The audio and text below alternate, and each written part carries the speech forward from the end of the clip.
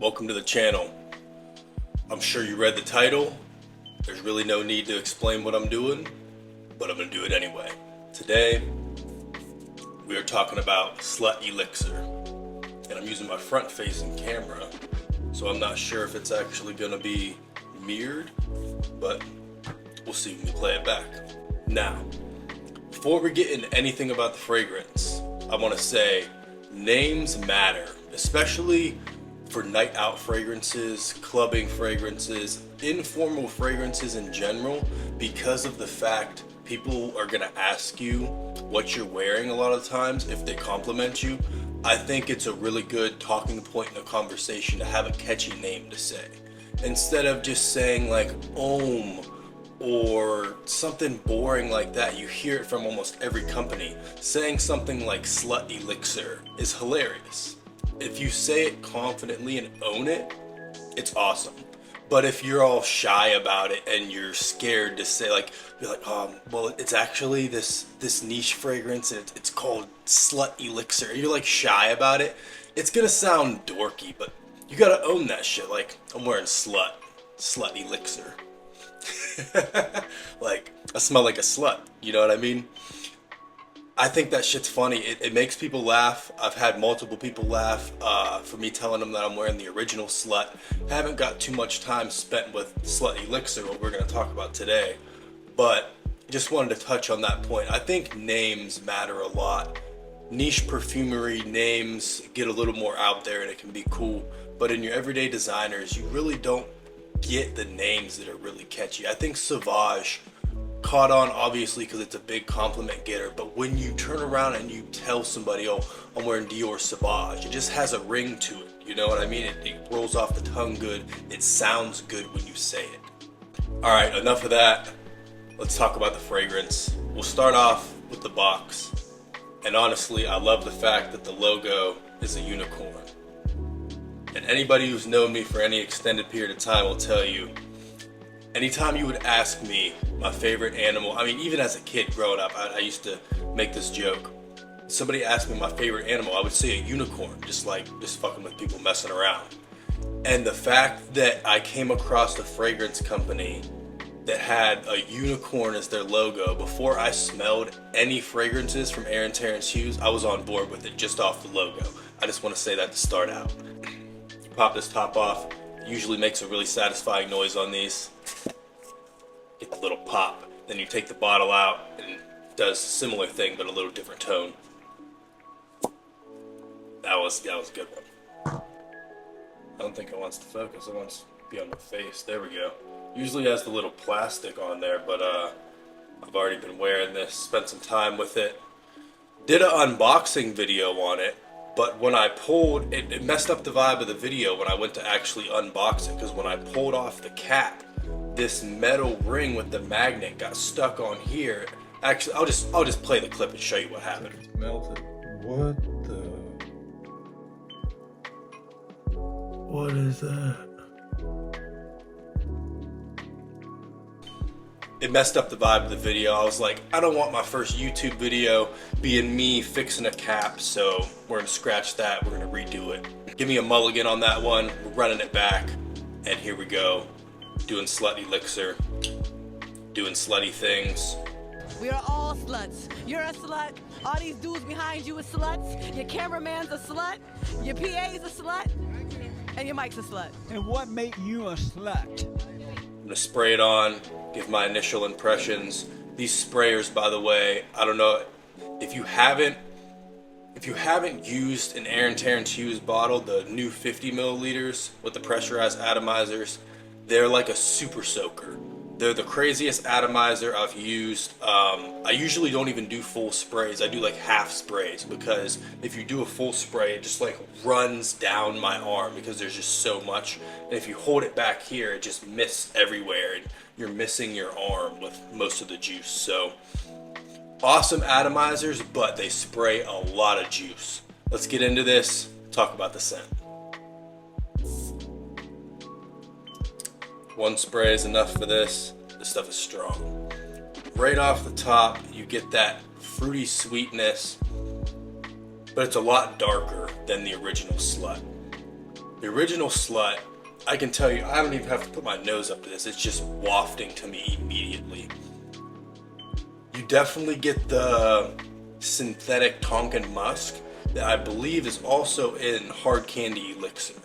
So I think that's what he considers like the Elixir twist, is he puts that dark musk in there, and it just takes the fragrance to a whole nother level of complexity, of dark mysteriousness, because Hard Candy Elixir is also dark and mysterious. Slut Elixir is dark and mysterious in its own way.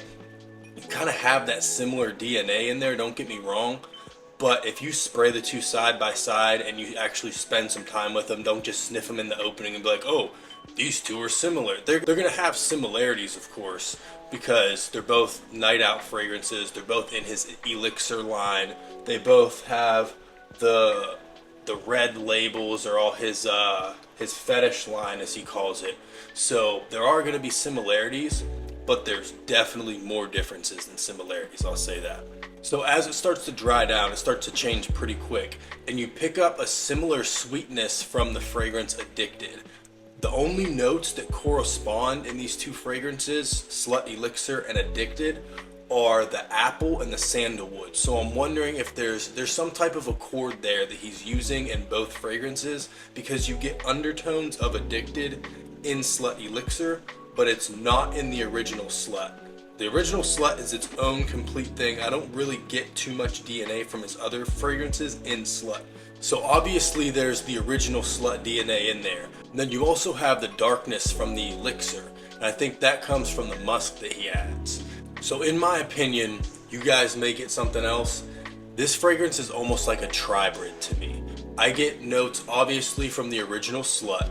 I get notes from Addicted, almost like that apple, sandalwood. Those are the only notes that really correspond in the two fragrances. And I also get the darkness, like the dark muskiness from Hard Candy Elixir is also in Slut Elixir.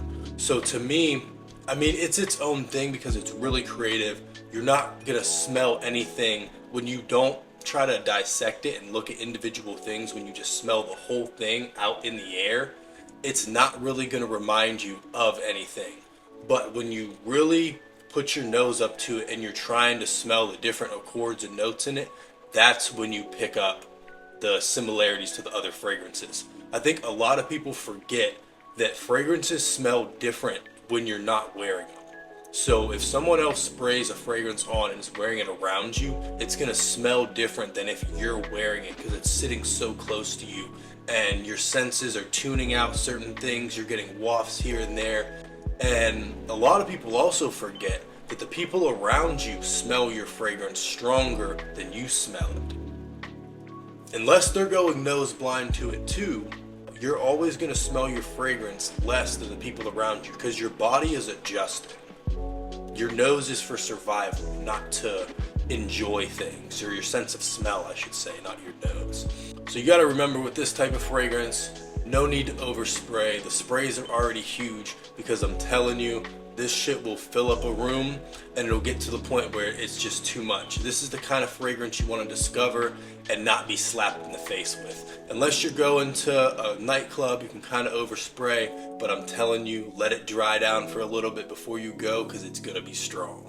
We're going to touch on places that I would wear this. I think this goes without saying. It's an informal night fragrance. Can't really see spraying this on with a suit or anything like that. You could definitely dress it up, but I would say no tie, button-up shirt unbuttoned, looking sexy, not formal. Informal night out, going to a nightclub, going to a bar, going to a casino, going to an orgy. I mean, it's Slut Elixir. Just won first place in this orgy out here, boy. Look at him. I beat all of y'all, son. Y'all need to step y'all's game up. Do Kegels, bruh. I just won this orgy. Do what you want. I'm not judging you. I don't know what you guys are into. Places I would not wear it. Do not wear this to the gym. If you wear Slut Elixir to the gym, or Hard Candy Elixir to the gym, or anything like that, I hope you drop a weight on your toe and break it. Like, that is one of my biggest pet peeves in the gym, when I smell people wearing sickening sweet fragrances. It just gives you a headache. It makes the air around you thick and you're breathing heavy, so you're breathing that shit in, and it's just not pleasant. I really enjoy light and airy fragrances in the gym. Nothing sweet, nothing heavy. If it really comes down to it and most of your options are sweet fragrances, I would just say take a shower and put on some deodorant and don't even wear any fragrances to the gym, because it's better to just smell like you showered and be clean than be offensively sweet smelling and be giving people headaches around you. Don't listen to me, listen to me. I don't really give a fuck. You guys are gonna do what you want anyway. I'm sure if you're one of those people who enjoy giving people headaches, you're probably laughing. You're like, ha ha ha, I don't care. But hey, do you? I'm just a guy sitting here talking to my phone, talking about scented water. I appreciate everybody who watched the video. Subscribe if you want to see more of this shit. I'm going to talk about a bunch of other Aaron Terrence Hughes fragrances, mainly niche fragrances. I'm going to be honest, guys. A lot of the cheaper designer stuff that has a lot of aroma chemical heavy bases, it ends up giving me a headache. Even some of the Aaron Terrence Hughes fragrances that are just heavy on the aroma chemicals. Anything that's really heavy on them, Brox and anything like that, it just gives me a headache. I don't enjoy wearing it.